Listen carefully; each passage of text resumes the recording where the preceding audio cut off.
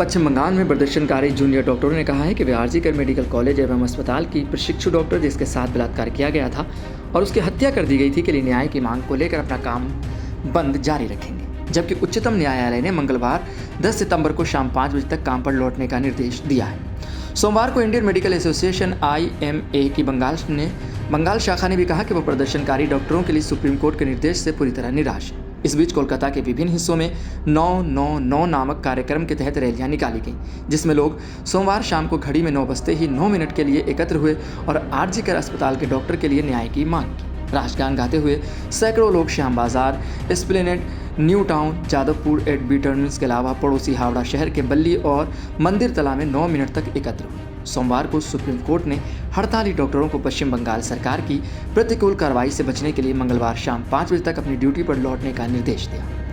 अदालत ने यह निर्देश पश्चिम बंगाल सरकार द्वारा यह आश्वासन दिए जाने के बाद दिया कि अगर प्रदर्शनकारी डॉक्टर काम पर लौटते हैं तो उनके खिलाफ दंडात्मक तबादलों से सहित कोई कार्रवाई नहीं की जाएगी। हड़ताली डॉक्टरों ने कहा कि वे मंगलवार दोपहर को सॉल्ट लेक में स्वास्थ्य विभाग के मुख्यालय स्वास्थ्य भवन तक रैली निकालेंगे और राज्य के स्वास्थ्य सचिव और स्वास्थ्य शिक्षा निदेशक के इस्तीफे की मांग करेंगे।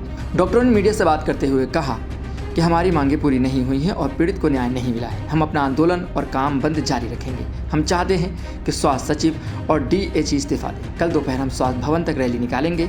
IMA बंगाल राज्य शाखा ने एक बयान में मामले की जांच कर रही केंद्रीय जांच ब्यूरो और पश्चिम बंगाल सरकार की आलोचना की और उन पर प्रशिक्षु डॉक्टर को न्याय दिलाने की और स्वास्थ्य सिंडिकेट पर कार्रवाई करने के लिए पर्याप्त कदम नहीं उठाने का आरोप लगाया। IMA ने यह भी कहा कि विरोध प्रदर्शन खत्म नहीं होगा और समाधान तक पहुंचने तक यह यूं ही चलता रहेगा। हम अदालत और CBI की कार्रवाई से पूरी तरह निराश हैं। हमारे सहयोगियों को न्याय दिलाने के लिए त्वरित सुनवाई के लिए कोई कदम नहीं उठाया गया। IMA ने बयान में कहा कि हमें जानकर और भी निराशा हुई कि माननीय सर्वोच्च न्यायालय ने जूनियर डॉक्टरों से कहा है कि वे कल शाम 5 बजे तक काम पर लौट जाएं, जो इस विरोध प्रदर्शन के अधिकृत है। सत्तारूढ़ तृणमूल कांग्रेस ने पश्चिम बंगाल में प्रदर्शनकारी डॉक्टरों को काम पर लौटने के लिए कहने वाले सर्वोच्च न्यायालय के निर्देश की सराहना की और कहा कि चिकित्सकों का प्राथमिक कर्तव्य जीवन बचाना है और प्रतिबद्धता से समझौता नहीं किया जा सकता। मृतक प्रशिक्षु डॉक्टर की मां ने पश्चिम बंगाल की मुख्यमंत्री ममता बनर्जी पर वित्तीय मुआवजा न देने के बारे में झूठ बोलने का आरोप लगाया। सोमवार को उन्होंने CM के दावे का खंडन करते हुए कहा कि ममता बनर्जी ने उनकी बेटी की दुखद मौत के बाद पैसे की पेशकश की थी। मीडिया के माने तो मुख्यमंत्री झूठ बोल रही हैं। मेरी बेटी वापस नहीं आएगी, क्या मैं उसके नाम पर झूठ बोलूंगी? मुख्यमंत्री ने हमें बताया कि हमें पैसे मिलेंगे और उन्होंने सुझाव दिया कि हम अपनी बेटी की याद में कुछ बनाएं। मैंने जवाब दिया कि मैं अपनी बेटी को न्याय मिलने के बाद पैसे लेने उनके कार्यकाल आऊँगी।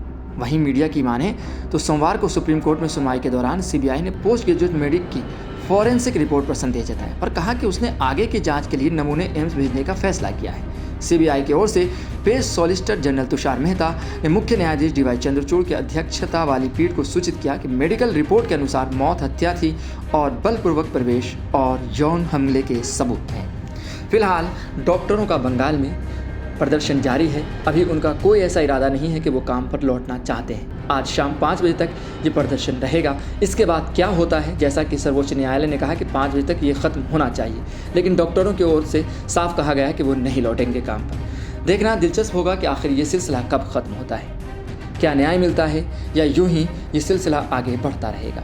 बाकी आपको ऐसी ही खबरों के लिए देखते रहें सहारा समय का समय डिजिटल।